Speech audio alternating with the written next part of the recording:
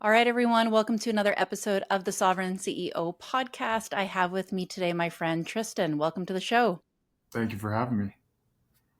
So I met you in the mastermind, the program that I'm in right now with my coach. And honestly, I've just been so blown away by the high caliber of coaches in that container. And you are there to teach about all things sales, closing, high ticket sales. And I know that that is something that so many people struggle with. So I thought that we could bring you on to talk about not just sales and money. You kind of have an incredible story just about being brave and signing up for this role. It's not an easy job to have. It's a high stress job, potentially high stress, high reward. But let's just start there. Maybe for the people that haven't heard of you before, who is Tristan? Sure. My backstory is a bit loaded. I'll start with that. I'm 26 years old. I live in Dallas, Texas now, but I grew up in Louisiana, and a large part of my journey was going through very difficult times up front as I was younger. So, biggest part of my testimony, my story, is growing up in a house with a father who was bipolar. Now, I love my father, I honor my father, but growing up in his house, it was very difficult because you never knew what you were going to get from dad. There wasn't a lot of security. We didn't have a lot of money. There were many times where my dad would pull me into his office and talk about us losing everything and him having to file for bankruptcy and us needing to find a place to stay. So it was very unstable growing up. My dad had a lot of weight on his shoulders running multiple businesses and having a lot of financial stress while doing so. And being the sole provider for our house, he would come home and take out the frustration from work or frustration from life out on our family. My mom didn't work. She tended to kind of pull away or retract from the conflict that would happen in our house. But I grew up with a constant reminder that I wasn't good enough, that I should have done more, right? This is an area that you can improve. There wasn't a lot of love, a lot of consistency. And so dealing with the environment that I was growing up with, I would run to food or I would run to pornography.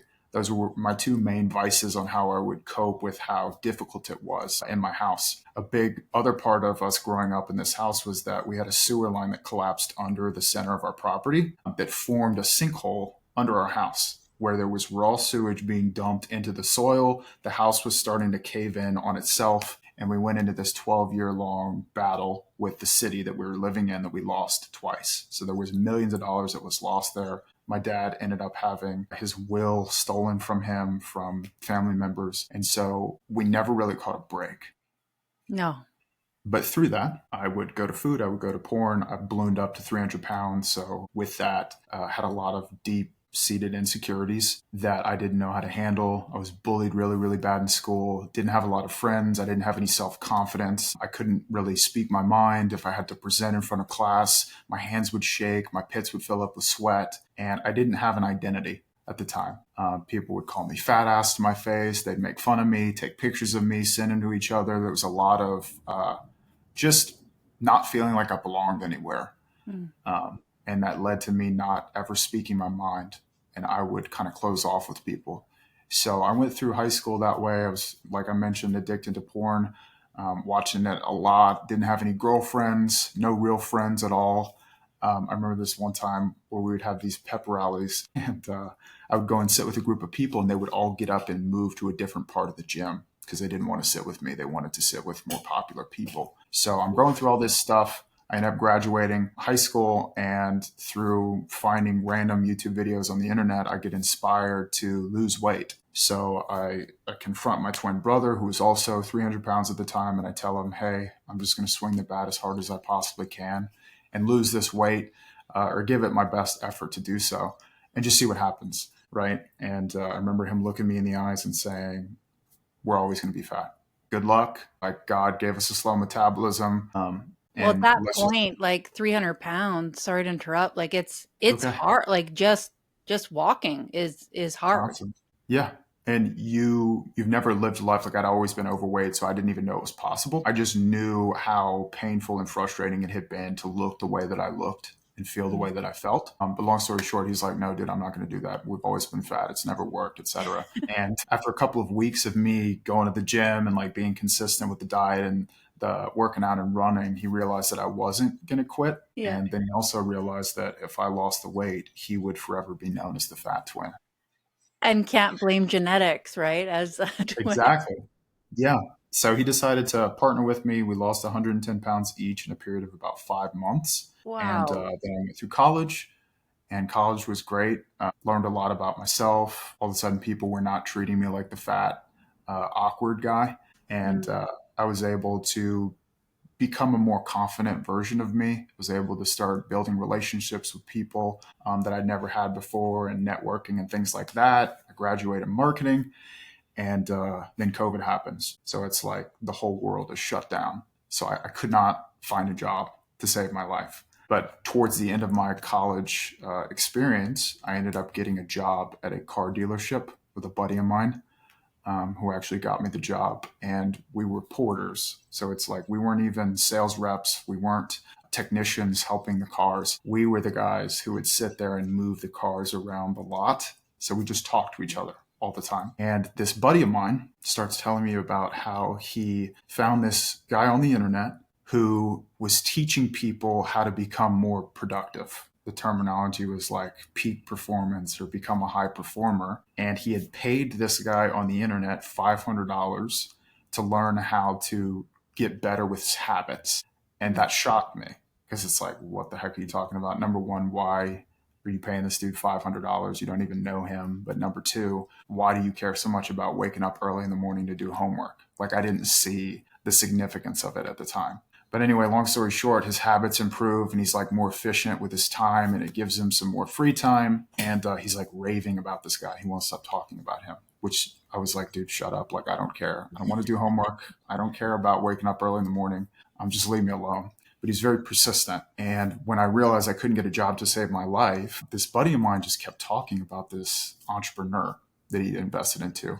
And it turns out this same coach who had a coaching program that was doing like $500,000 a year selling that online course about productivity, had launched a new offer teaching people how to start their own online coaching business. So I start seeing some of his content, his ads. He's doing one of those like sales promos about how you only have 7 days left to sign up before the price increases. So I had like urgency to book a call Mm-hmm. in with them. But I'm 22 at the time. I end up booking in a sales call to learn how to start my own coaching business, even though I'd never even heard of someone doing something like that before. I had no experience with business or sales or anything like that. And I found myself on a sales call with a guy who looked like he just rolled out of bed like an hour before. And he walked me through this super generic sales process where he's talking about me getting on a podcast with the CEO once I make $10,000 a month. And long story short, I paid in full at the end of the call with no objections. And it was the scariest decision that I'd ever made in my life. I had no guarantee that it was going to work. I didn't even fully know what I wanted to start a business around. I just trusted the Yeah. brand of the business owner. And I remember I went into my brother's room and I was like, dude, I just spent $6,000 on that coaching program. And he's like, you're an idiot. Like, you totally got scammed. You're screwed, etc. And it was a wake up call for me because now I had no money. I had no real plan. I just had this course material and it was going to be all on me to make it work. So I started posting all the content. I started a business around helping people lose weight. So I was posting content and doing setting and like booking them in for sales calls. And I had this rinky dink script that they gave me. And I'm trying to like fulfill for these people all over the world. I had clients in Australia, Houston, California, all over the US, Canada. And they're all hopping in my Zoom room to get coaching, which was cool, but also scary at the same time because I didn't have any real skills. So I did that for about 6 months. I made like a little bit of money, nothing drastic or substantial. And then this same business owner who had taught me how to like start my coaching business was hiring for a closer. And so I realized that the OTE, like the amount of money I could make doing closing, was a lot higher than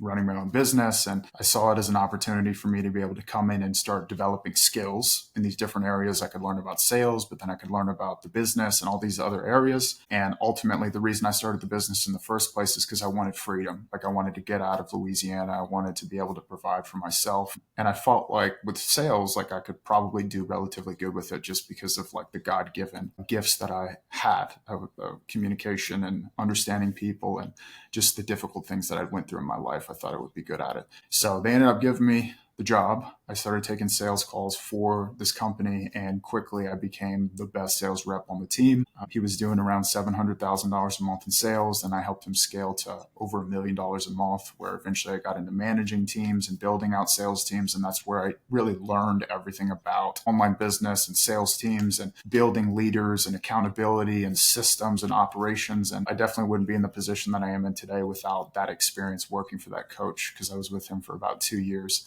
But that system of everything that I learned, I've gone on to implement it to dozens, if not hundreds of online coaches. And I've also helped almost probably 300 or 400 closers at this point with developing their sales process. And now I just partner with different businesses and I build out their teams and I help them at scale with their sales department. Well, you're hired. It's funny. I was just arguing with my husband 2 days ago about some coaches making $1 million a month, and he's like, "That's not true. No one is." And I'm like, "No, they are."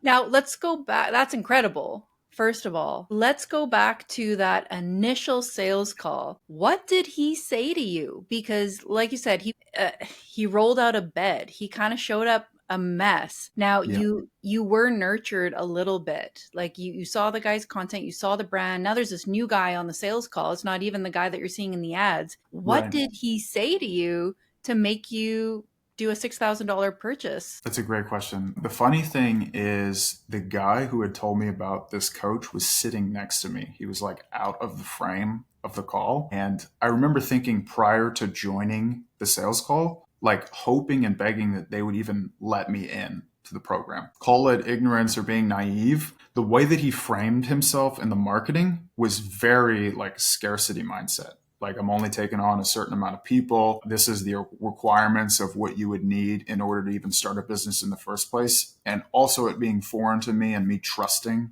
this buddy of mine is what had me pre-sold before the call even happened. But at the end of the sales call, he used a tactic. It's called a fast action discount, where he said the program's $8,000. But what the CEO had allowed me to do for you, since we know we can help, is if you can put a line in the sand and join at the end of this call, I'll take 2,000 off. So once again, it's like, I have no idea what I'm doing. This is brand new to me. I want to Mhm. join this program. It's way more than I thought it was going to be, but at least I'll get a discount if I join right now. So like Mhm. those are the thoughts going through my head, and I decided to pay it all on a debit card. It drained my account to like the negative, but it all ended up working out. Praise God. Wow. Now, how much of your weight loss journey played into like you taking that leap now? Like, obviously, there's something about you that just decides, okay, I'm in a bad position and I'm not accepting that.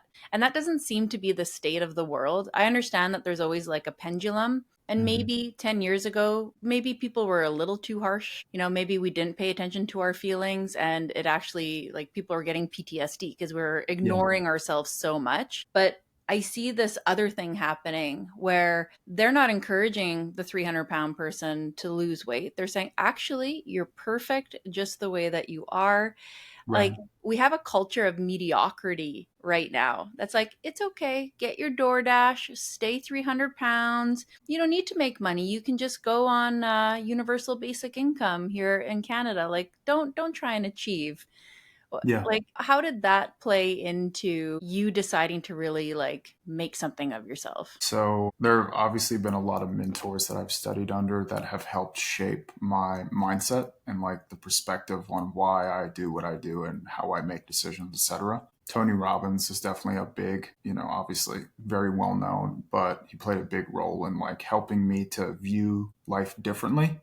Hmm. He has this quote that I use all the time on sales calls and with sales teams, etc., is that the human being's biggest superpower is their ability to become resourceful. But what most humans do is they use the superpower to find excuses as to why they don't need to become resourceful. So Yeah. they're still using the same resourcefulness, they're just using it in the wrong areas. And throughout my entire upbringing, I was so used to pointing the finger at other people. I would point the finger at my dad as to why we didn't have any money, or I would point the finger at God as the reason why I grew up in a family that was broken, and I grew up in a household where, my only source of peace was food, or that, the reason I'm fat is because I have a slow metabolism. Like, there's so many things that I used to tell myself. But then I looked at the writing on the wall and I looked at the result of that way of thinking. But it was, how I would describe it, is it was just like a pendulum, like the first time that I decided to commit to myself and I went all in on myself and I saw the fruit of that being the weight loss, the confidence, the respect from other people. I knew in that moment that if I were to set any goal going forward, as long as I was relentless in executing and putting the left foot after the right foot, I would eventually get there. It just built a lot of confidence in me. And I think what most people will struggle with is looking at the writing on the wall and seeing the evidence that they aren't who they say they are, which can obviously add a lot of doubt and uncertainty and a lack of confidence. But it only takes taking the first step and continuing to push forward and reaching the outcome the first time to build the belief that you can do that with anything that you set your mind to. Tony Robbins doesn't even let people be depressed. It's almost like he doesn't even believe it. Like there's no complaint of any kind in his world. It doesn't matter what has happened to you. And I've noticed more and more that the sales process it's coaching if you're doing it well. Like when I listen to your calls, that's what you're doing. You're coaching. And it's so interesting when you look at objections, because most people's objections focus on their current outcome or symptom of where they're at. They're overweight, they're sick, they're broke, they're unhappy, and they use that against the solution. Well, I can't lose weight because I'm too overweight. It's too hard to go to the gym. I can't invest in this program that's going to make me money because I don't have any money. I can't do your mental health program because I'm just in a bad state. It's like, so you want to stay there forever. Like, how do you think that you're going to get out of that state? And I don't know. I guess we're looking for the easy, free answer. But my experience has been when you give away things for free, I give a lot of things away for free. Programming, YouTube videos, that money isn't an issue. But like there's a certain kind of person that just decides to do it, because you can give these people often, here's the program for free then. And they still won't do it. Right. So you're right. It 100% just wraps back to mindset. Are you actually just willing to change and accept that you don't have to stay in this place? Yeah, it's true. And what I see in sales and what I teach people, yes, you are a coach, but what's seen so often, at least in our industry with informational products and like coaching programs and masterminds, is there is a very flawed view of like what is reality and what is not. I think a lot of people are flexing a lifestyle that's not realistic for the average person. They're renting out cars, they're renting out hotels or penthouses, etc., and they're flexing a lifestyle that's not organically theirs. They haven't paid for it. They don't own it. It's fake. It's fabricated. And I see it on the sales calls as well with closers who are talking to prospects about achieving outcomes that they personally have never achieved themselves. So they are incongruent with the outcome that they're selling the person. Therefore, they're always left in a state of giving up on the person. They don't have the conviction required to fight for the individual they're speaking with. So when I get on calls with people or with teams, what comes out of my mouth isn't a tactic or a framework. It's my own life experience. The reason that I fight so hard for people and I care so much about people is because of what I've gone through. And the reason that I can hold people to such a high standard is because I understand that it's required. It's not a if or possibly or maybe. It's this is the way that it has to be in order for you to get to where you actually want to be as a person, whether that's lifestyle or progress in your own life. It's funny. I was listening to your presentation about the two types of people that you will get on a call with, and I was thinking about the person that closed me for this program. I was like, oh, I think it's the type A's, like the really difficult one. I was like, oh, that's me. Tell people listening, what are the two types of people that you're going to encounter when when doing sales, and how do you need to approach them differently? Well, one thing that I've been doing a lot more discovery around is actually the Enneagram numbers Mhm. and testing yourself in that way. When I was really young, I had my aptitudes tested. So that would be the first place that I would look if someone's interested in getting into any career is going through an aptitude test, because it helps you to understand like what naturally or organically are you good at? Like, what are the things that God instilled in you? For me, it was communication. That's why some people will get into sales and they hate it, right? It's because they weren't designed to do it. They were designed to do something else. So that to the side. With the Enneagram test, I have all my closers, sales reps, coaches go through and get their own number,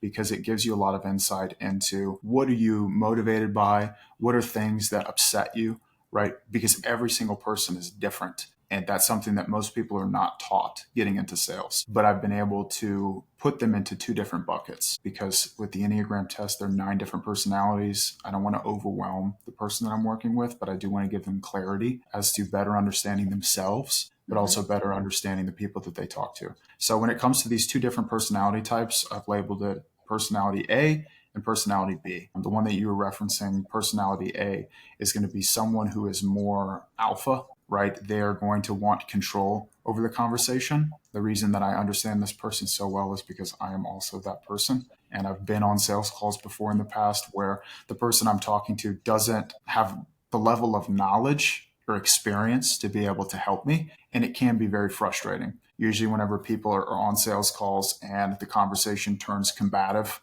where it's almost like a fight and people are emotional, is because they feel like the person they're talking to is actually in the way of them getting what they want. The best Mm. example that I would use is if I got an hour to sit down with Elon Musk, at no point in that interaction would I say, hey, buddy, just get to the point, right? Because of the level of trust and the level of respect that I have. But in Yeah. these cold interactions on calls, they don't know you. And the Mhm. only way that you can increase your status is from the words that come out of your mouth and the questions that you ask, right? So oftentimes in these calls, if you're not experienced, right, you haven't lived a diverse life, you still live with your parents, right, you haven't made a lot of money, it doesn't make sense for you to be on a call with someone who's a former business executive asking them questions about what their goals are and their aspirations. You're just not the type of person who would be best equipped to handle that type of an interaction. But with these A-type personalities, usually they're going to be driven by a lack of feeling like they're good enough, right? What we see oftentimes with entrepreneurs is, especially with men, I'll speak into that because I am a man, not a woman, is they will put their time, their effort, their energy, their treasures, their talents into things that answer the question, am I good enough? If there's an emphatic yes, they're going to put all their time into it. If there's a no, they're not going to put their time into it. That's why we see business owners who have, multi-million dollar or billion-dollar companies getting divorced,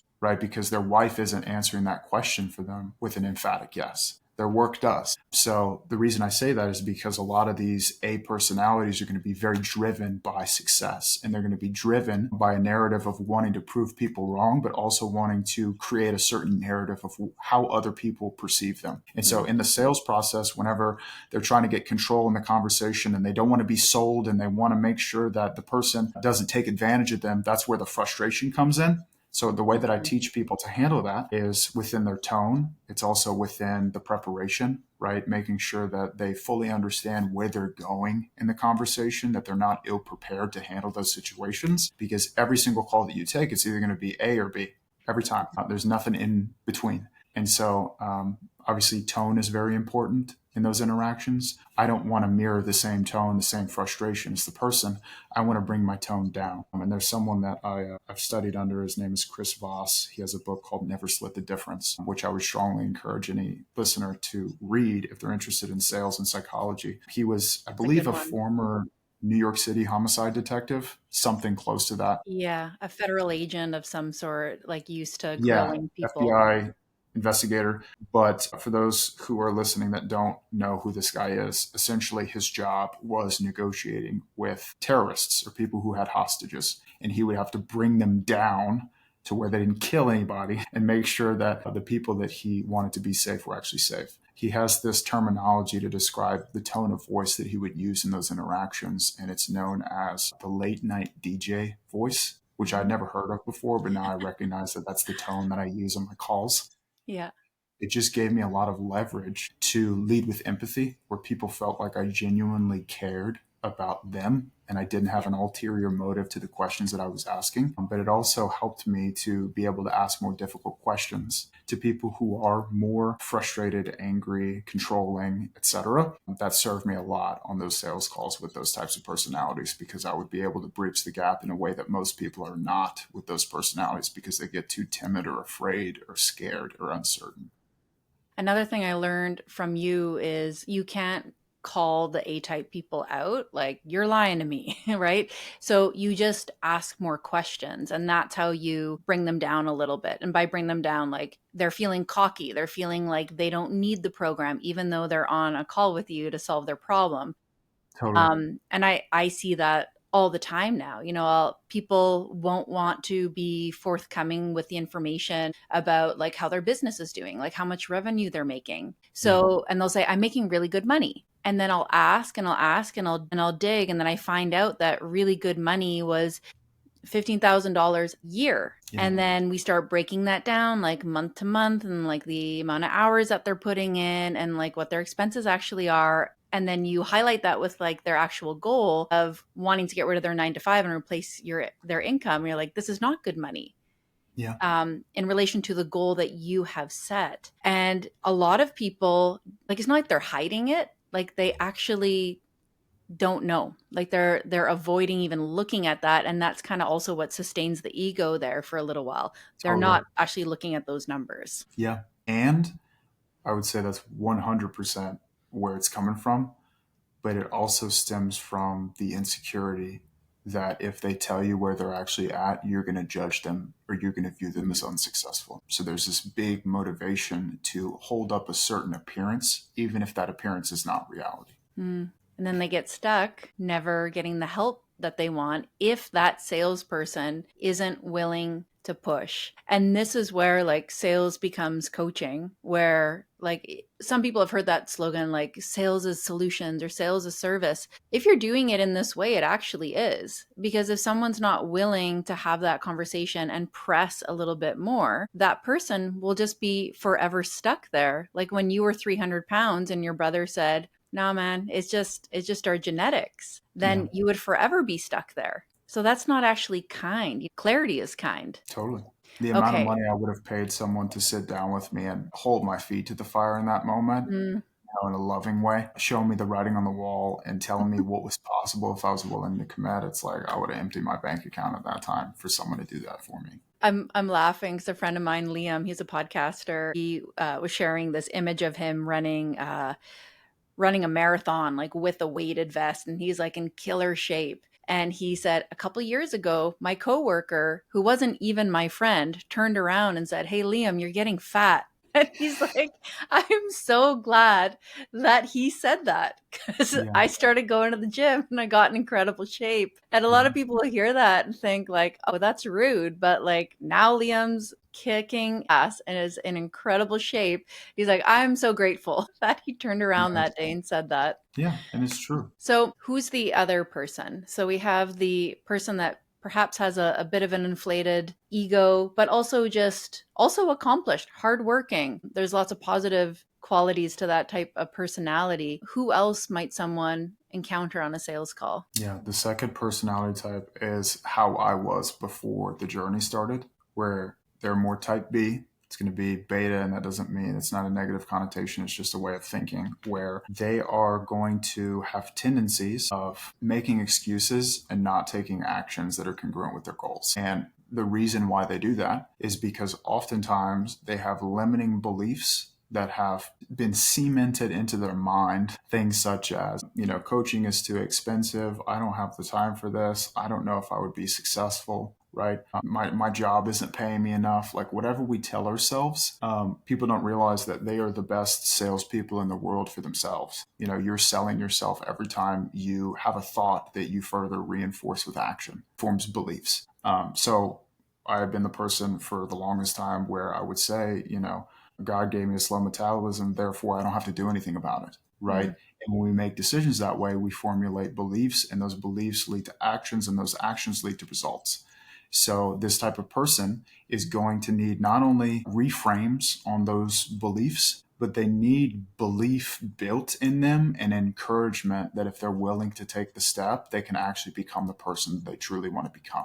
So it's almost like you're taking a big brother approach with the person. There's still love in the confrontation of holding them to that high standard, which is once again uncomfortable. But it's a lot easier to navigate that conversation because these people are going to be a lot more willing to be open with you in comparison to the other personality that's going to be a lot more closed off, a lot more skeptic when it comes to trusting you. So it just makes it, think of like Eeyore from Winnie the Pooh. Like that's the type of personality that you're dealing with on the sales call. It's so important to learn, like, this is sales psychology or just human psychology in general. And I think that's what trips people up about sales. They think, "Oh, well, this is manipulation," right? But if you don't understand how the mind works, you're not going to be able to close sales or grow a business. If you can't do sales, you also can't have a business. And what I've noticed from you guys and the way that I approach my sales calls now too is there isn't pressure. You guys aren't coming at us like a hard, like Grant Cardone style. It's not. It's actually just like, it's a really soft conversation. There's lots of space just for thinking. It really just is coaching. People end up selling themselves. And at the end of the call, you guys are just, you're neutral, whether or not people are actually going to join or not. And I don't know. I talk to us about the need for understanding human psychology and that actually being a service to people as opposed to just leaving them hanging. Yeah.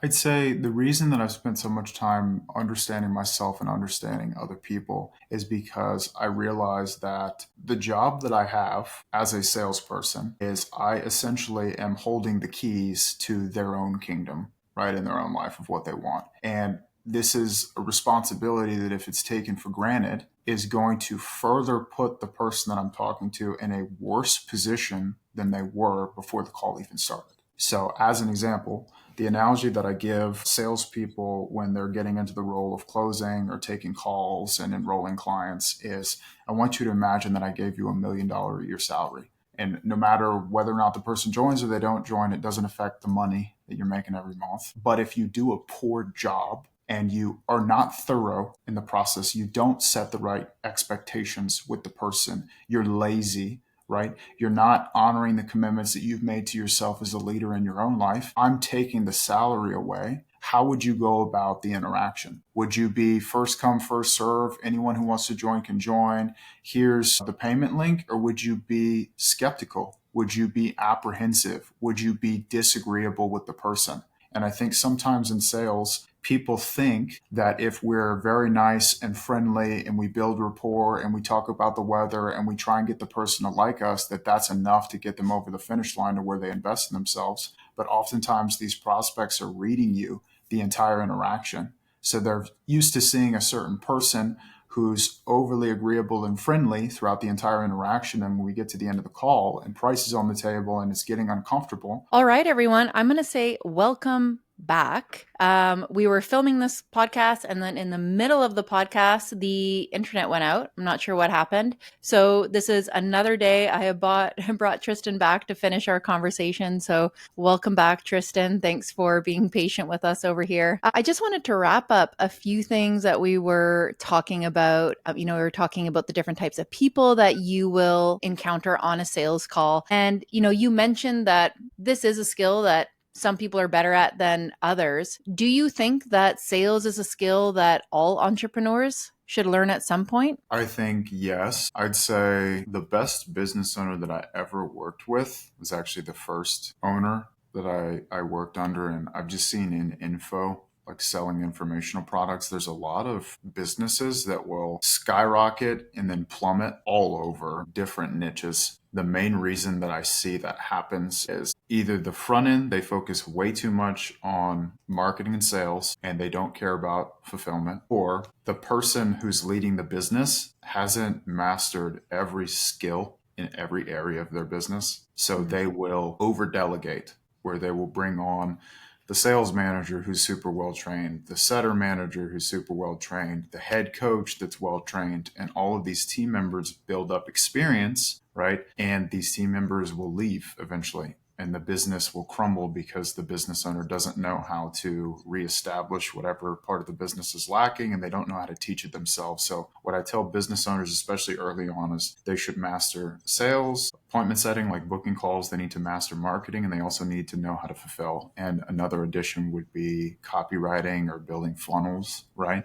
But the best business owner knew how to do everything under the sun. And that's why he never struggled with finding talent, but also being able to retain talent because people wanted to learn under him. I love that. Yeah, I found myself even in joining my latest program. Ads wasn't something that I wanted to learn. I had learned it in the past when I had my physical business. And I was like, I don't even want to do that. I'm just going to hire an agency. And the agency was probably really, really good. But very quickly, I realized, no, this is a skill that you just need to know. You need to learn how to do it. Because at the end of the day, no matter the department, if you don't know how to at least have a base level understanding of what's going on, you don't even know if the job that you're hiring out is being done well. Right. Yeah. And then you're dependent on the person doing the job. Yeah. So how does someone learn how to do sales well? Because at the end of the day, it's a conversational skill. Yeah. I've learned under a lot of different mentors. I would say the best salespeople in my industry, at least, sell off of congruency. Meaning, as an example, the common theme that I've kind of referenced through the podcast was either business owners or salespeople selling a outcome that they haven't personally achieved themselves. So the best example is whenever I'm going through a sequence of hiring salespeople to bring them onto an offer, one of the main questions that I'm going to ask in the interview process is how much money have you personally invested into yourself when it comes to self-development, skill set development, and overall just improvement within your own life. And if the answer is anything under $10,000, it's an automatic no, not because of the number.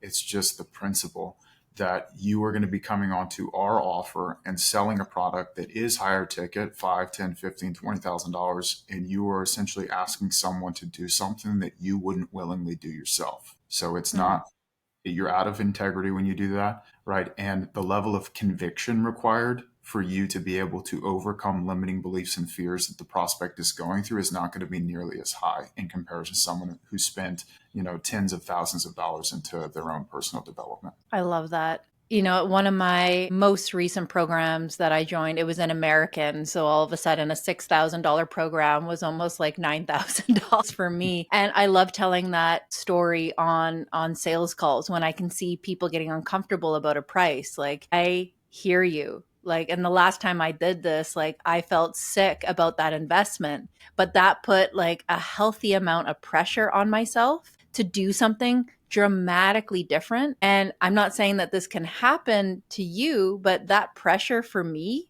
like, I paid off my program in 3 days. I ran, and that's not a made up story. So yeah, you're so right that I never thought about that from the sales perspective, that they got to believe in the offer that they're selling as well as have some experience in that realm. That makes total sense. Now, you're a Christian. I hear you talk about that a lot. I'm a Christian as well. Is it weird being a Christian in the sales industry? Like, a lot of Christians feel weird about money. How do you, as a Christian entrepreneur, how do you approach sales and money? Great question. Well, I came from a household that didn't have money, and I wasn't born Christian. So I cannot take, the reins on my own personal achievements. I give all credit to God, not only for the resiliency that was built through my upbringing, but because it's provided me a different perspective. It's given me a lot of empathy for people. And a lot of the times in the sales process, I'm talking to myself at some point in time. And the way that I approach sales is, how would I want to be taught to if I was in this person's shoes? And it's powerful. You can't teach empathy. Some people really struggle with it. But besides the point, I wasn't born Christian. So I lived a life where it was all about my own desires and fulfilling those. And I got to a point where I realized how everything the world tells us to go after leaves you more broken and empty than before. I had done everything under the sun when it came to drugs, sex, parties, chasing material wealth and possessions. And when I got to my lowest point was whenever I had everything that I thought that I wanted. So it's given me a different lens on this space. And I see so many people chasing after money and material wealth and flexing the lifestyle. But it's given me a perspective to realize that whenever people get to like the pinnacle of what they thought they wanted in their life, I'm right there to support them when they recognize that there's more to life than money and wealth. So it's a blessing to be able to do what I do because I can help people make more money, but I can also be there to support them when they realize that the money they were after in the first place wasn't what they actually thought it was. There's a lot of peace that comes from approaching business in that way as well. Sometimes I get busy and I forget about God. When that happens, I end up in high stress mode because I wake up and I go straight to work and I'm focusing on numbers and I'm overworking and I find myself getting more and more stressed out, more worried about numbers and way more confused. But if I start off my day with something as simple as reading the Bible and praying, it immediately puts me in a state because I always start off my prayers in thanks, which has me immediately look at, oh, I already have everything that I need. I have everything that I need, even when things are not going well. Like I have a roof over my head, I have my health, I have my family, and it just takes stress all the way down. And then anything bonus that walks into my life that day, that's just bonus, right? And then you're able to make better decisions too, because you're not, your cortisol spiked and you're not in this like mad state as you go about your day. Totally. Yeah, the Bible says, what does it matter if a man gains the entire world, but he loses his soul? It's Yeah. pointless. Yeah. And there's something really quite cool that happens with money because money is the only place in the Bible where God says, test me. And this is why we tithe. And I dropped it in the group chat the other day. I said, I kind of forgot about tithing for a little bit. So I remembered it. I think it was when Brandon did a post about giving money to his pastor. I was like, oh, right, tithing. So I prayed about it and I said, Lord, how much would you like me to give? Like, I didn't even go with like the 10%. I was like, what do you want me to give? And immediately this number popped into my head. And I was like, nah, that's just your own thinking. Just like sit with it for a bit. So I sat with it for a couple days and I kept on hearing it. And then I texted my pastor and I asked, what do you need help with right now? And he like listed a couple areas. And then I said, is there anything special about this number?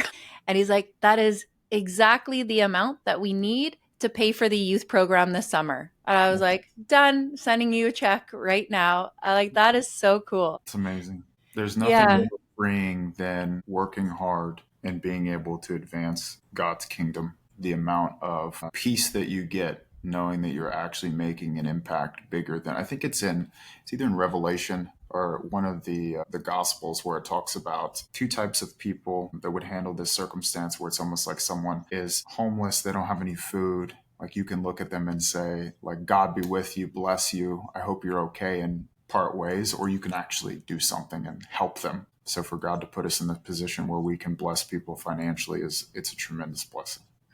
How do you feel about the future of the coaching industry right now, of the sales industry? I don't know. I'm watching everything that's going on. I'm watching AI move at lightning speed. Just like everything is changing so fast for better or for worse. Are you optimistic about the changes? Like what changes are you seeing in our industry in general? And what are you what's good about those changes and what are you worried about in terms of those changes? Well, I had a independent company. I think he's about to start his own coaching business, at least an agency, reach out to me and send me a Loom recording of his Instagram, all of the pieces of content that he had posted. He had like 35,000 followers. And I'm scrolling through the content. It looks generic, like any like TikTok viral content creator with the neon lights in the back and the hooks and all the animations with the edits. And he's going through clip after clip after clip, talking about how he can do the same thing for my team. And then he says, oh, by the way, this is all AI. None of this is real. Creepy. This is a clone version of me. And he's showing me the back end where all he does is use ChatGPT to create all the prompts. Then this AI clone will record all the videos for him in a matter of seconds. And then his editing team just comes on and edits all the videos and posts them. It's all done for you. So there are content creators nowadays who are leveraging that to do all their content creation. I think it's advantageous for business owners who don't have the time to do the content creation. I say don't have the time, like I have the time. Anyone has the time. Mm-hmm. But the whole narrative is like eventually there's going to be pieces of content on the internet that are not you saying things that you didn't say. So Yeah. that's something that I would definitely be skeptical about going forward. I've seen door to door sales teams utilizing AI for cold calling, right? So that's interesting. We've already seen all of these people getting called, parents getting called with their children or grandchildren on the other line saying that they're held hostage and need money, and people wiring tens of thousands of dollars. So it's definitely uncharted territory that doesn't look, I'm not optimistic about it at least. Yeah, I did a Instagram live today just saying I'm feeling like my personal brand strategy right now is just to be unhinged, unpolished, like way more Instagram lives, way more long form writing, way more podcasts like this, because I've noticed like, I don't know, I can always tell when it's AI, when it's chat GPT, and I don't want to read someone's chat GPT content. I don't want to listen to someone's chat GPT podcast. I'm seeing a lot of podcasters use that. I'm like, I can hear the wit. I can hear those quirky little, I'm like, that's chat GPT. How dare you? I don't want to listen to this. Exactly. Cloning. Yeah.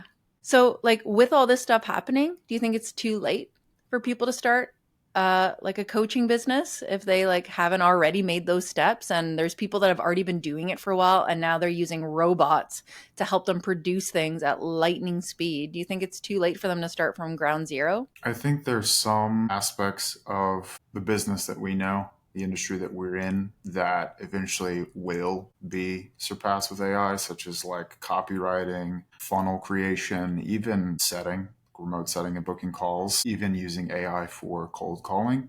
potentially.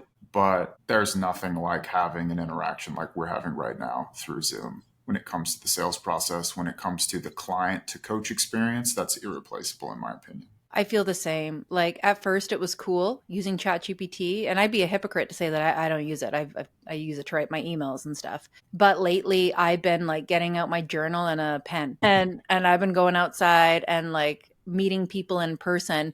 So I think we're gonna see that pendulum swing. And my tinfoily head is like, well, we're going to have humans on one side and then we're going to have like transhumanists on the other side. Like that's where there's going to be these two realities, people that are still doing normal human things, and then this like lightning fast internet world. I think we're going to see both of those things really bubble up. Totally.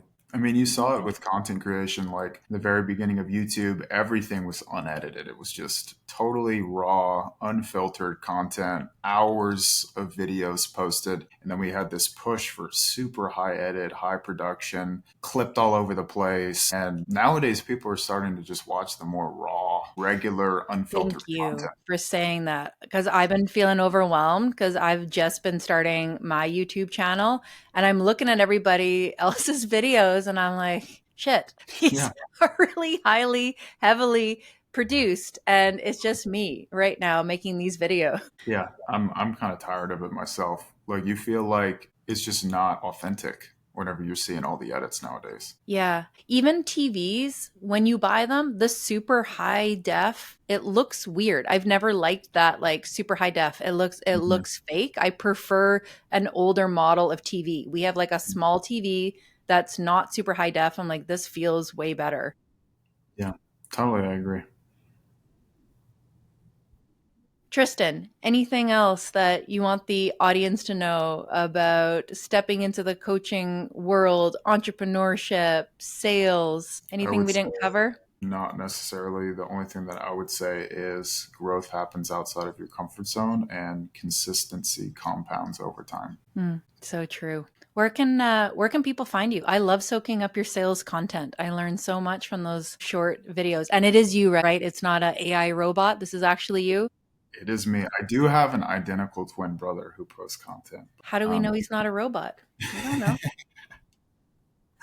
he was also on a podcast for a little bit. But people can find me on Instagram at Tristan Steckler. So just first name, last name.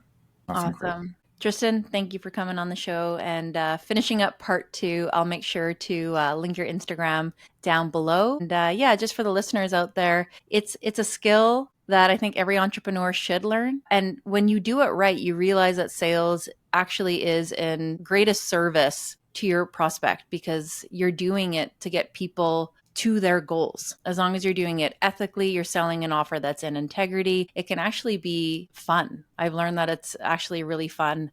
And can feel good for both you and the person on the other side. Thank you. Hey guys, quick interruption here. I love to talk about politics and culture, but I love to talk about solutions even more. Knowing how to increase wealth is one of those solutions. If you're an established entrepreneur or online coach who's looking to grow their business this year, check out the show notes to see if you qualify for our Scale program. We're helping serious entrepreneurs scale their business using my IG client acquisition system, the very same system that has helped us generate over 70,000 organic leads for our coaching business. If you're done making content that doesn't convert, if you're done having inconsistent cash months, but you have a great offer, you love helping people, and you know you just could blow this thing up if you just got it in front of more eyeballs. And if you're ready for a simpler strategy that doesn't burn you out, check out the show notes now to apply for our Sovereign CEO Scale program. While you're down there, check out the link for my free community. It's called The Vault. The Vault is a curated community of serious business builders. It's where I share my unique systems for growth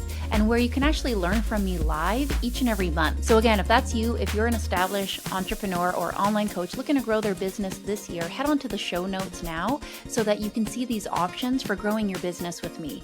That's a wrap for today's episode of the Sovereign CEO podcast. If you love what we do here, if these conversations challenge, inspire, or equip you in any way, do me a favor. Hit that subscribe button so you never miss an episode. Leave a 5-star review. It helps us reach more entrepreneurs just like you who are ready to build wealth, freedom, and solutions that change lives. And if today's episode hit home, share this episode with a friend, because the more of us who are equipped with these tools for freedom, the better. Thanks for being here. Thanks for being critical thinkers. And I'll see you guys next time on another episode of the Sovereign CEO podcast.